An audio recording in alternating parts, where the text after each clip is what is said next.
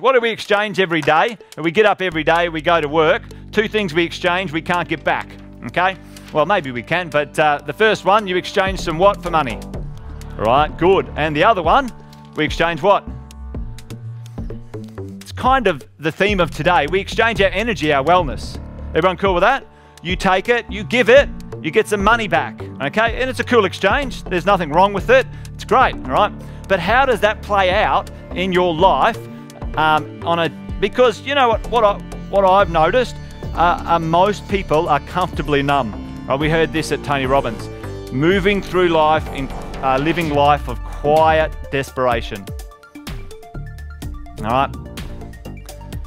Financially, we go and we exchange our lives because, just so you know, you give your life and you get some money. And that's why money's so charged for a lot of people. You've exchanged your life for it. You've exchanged your life for it. And if something happens with that money, it brings up some interesting stuff, right?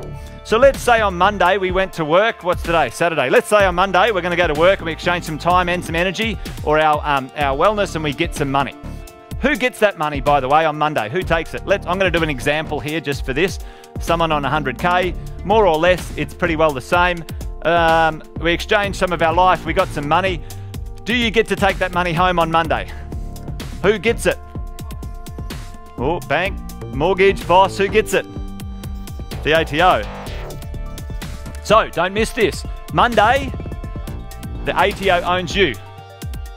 Okay, you don't own yourself. Every exchange that you have, if you don't sharpen this up, Monday's not yours, right? Okay, now I'm speeding on with this because for this person here, let's call this person Jane.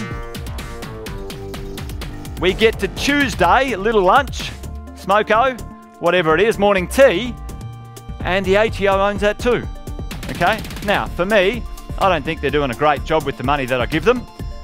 And as an investor, I give more money than I ever could or ever would have as a PAYG earner. When you buy stuff, you pay GST, you pay other taxes, and I pay truckloads more tax. So people go, oh, well, what about the schools?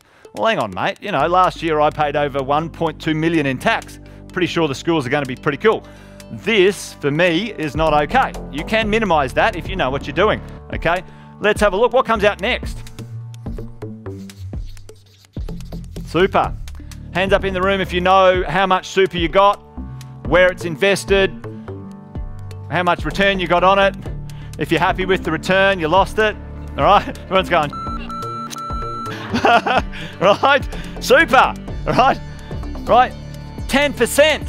Close enough. It's 9.5. Now it's going to go up to 10% over time. 10% of your life. Just so you know. The super companies in this country, 11 of them are privately owned. The owners of those companies are billionaires because by and large, we give our super to these people and we don't care. It's your money equals your life. And you think, oh, it's not real. You know what? When you're 60 and you're looking at the balance of your super, you'll be going, this is real and not in the right way. All right? Understand, we can do way better than that. You don't have to let them manage it. You can do way better, all right? You take control of your life and your money. We are now, 25. 25K is what Jane would pay in tax. 25. We are now at 35% of your life at Tuesday, and you still haven't made a buck yet. Not in your pocket, nothing you can do. What comes out next? What do you got to do? You got to live somewhere, right? You got to live somewhere. Who's got a home? Who lives in a house? Oh, I didn't ask that question very well. Who has a mortgage and lives in that house? Who rents? Yeah, okay. We have to spend money on shelter, all right? On average, it's between 25 and 30% of your income after tax goes to your shelter. This is the majority of people that I sit with who aren't taking care of their financial wellness, right? We get to Thursday, pretty well about lunchtime, and we're like, well, mate, you're talking about investing. I don't have any friggin' money to invest. And I say, well, where's it all going? All right? Anyone in the room got a HECS debt? There was a few people, a few HECS debts. Well, there's a lot of HECS debts, actually. Yeah. What comes out next?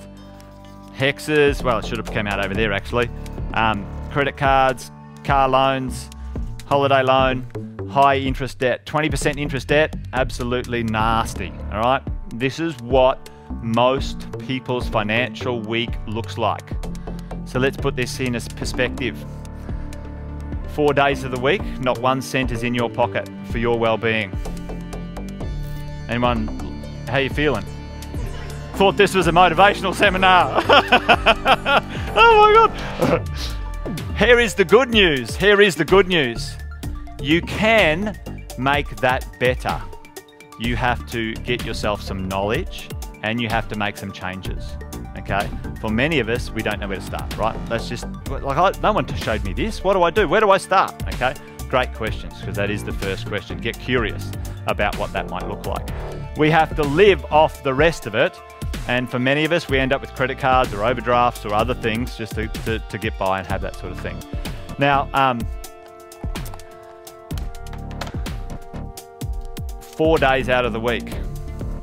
If you put that in a month, it is 3 weeks, three weeks out of the month. If you put that in a year, it's 9 months, 9 months, 9 months. Where are we now? March, nothing's yours until September. Let's put this in a decade. 8 years, 8 years, 8 years. If we start today, 8 years if you don't change this.